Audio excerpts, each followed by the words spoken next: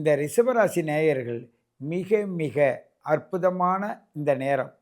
ஏனென்றால் இந்த புத்திர சுகத்தில் இருப்பவர்களுக்கும், வேலை இல்லை என்று தவிப்பவர்களுக்கும் அருமையான நேரம் அதுவா வந்து மாட்டியிருக்கு.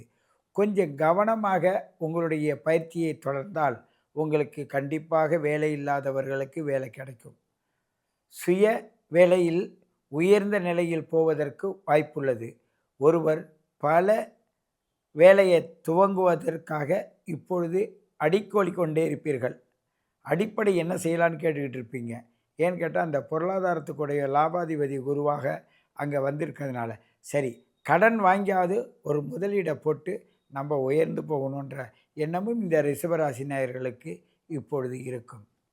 இதை செய்யலாமா செய்ய வேண்டாமா என்று நீங்கள் கேட்கணுன்னா, உங்களுடைய date of birth, time of birth, place of birth மூலமாக, பிறந்த இடத்தின் மூலமாக உங்களுடைய தகுதி, உங்களுடைய பிறப்பினுடைய வரம் என்ன, அந்த தவத்தின் மூலமாக நம்ம பெற்றது என்ன, இதை இந்த நேரத்தில் எடுத்து பயன்படுத்தலாமா என்று ஒரு நல்ல ஆலோசனைக்கு பின் அதை தொடருங்கள்.